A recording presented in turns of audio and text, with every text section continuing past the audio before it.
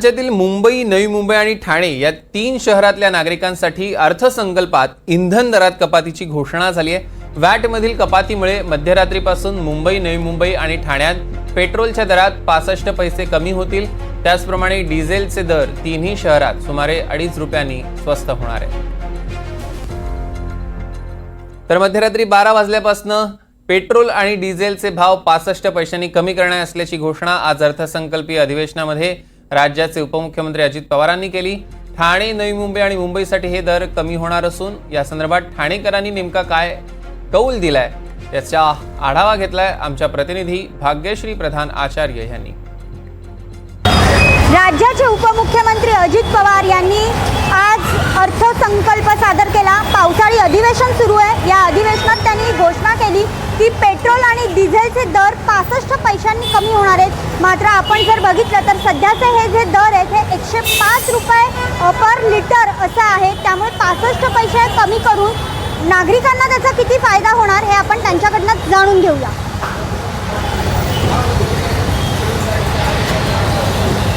आपण बघितलं तर 65 पैशांनी पेट्रोल कमी झालेला आहे, डिझेल देखील कमी झालंय। अर्थसंकल्प होता, घोषणा केली आहे, काय फायदा होईल का ग्राहकांना? ॲक्च्युली 65 पैशांनी काय होणार आहे? 65 पैशांनी काय होणार आहे? कमीत कमी 25 ते 30 रुपये तरी कमी केले पाहिजे। तर आपण बघतोय ग्राहक म्हणतायत की 25 ते 30 रुपये कमी झाले पाहिजे। दादा, 65 पैशांनी पेट्रोल कमी झालंय, फायदा होणार का ग्राहकांना? मला तर नाही वाटत तेवढंच का राहणार अमाऊंट, त्याच्यावर काय तेवढं काही चेंजेस नाही। किती रुपयाने कमी व्हायला पाहिजे अशी अपेक्षा? आता जे यूजनी तर कमीत कमी तेवढं टॅक्स लागला आहे तर अजून काय कमी दिलं तर बरं होईल। एवढं याने काय होणार तर नाही। अरे पेट्रोलला GST मध्ये घेऊन या, पेट्रोलला GST मध्ये घेऊन या ना सर्वांना। तर आपण बघतोय की ग्राहक देखील इथे नाराजी व्यक्त करतायत। आपण इथे आणखीन काही ग्राहक आहेत, आपण त्यांना विचारूया। दादा, तुम्ही काय सांगता? 65 पैशांनी पेट्रोल स्वस्त झालेला आहे, फायदा आहे का? काय होणार याच्यामध्ये? कसं होईल?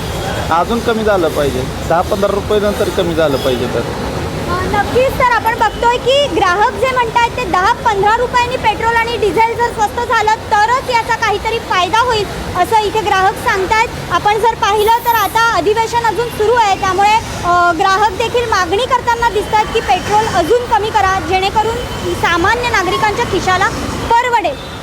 भाग्यश्री प्रधान आचार्य, NDTV मराठी, ठाणे।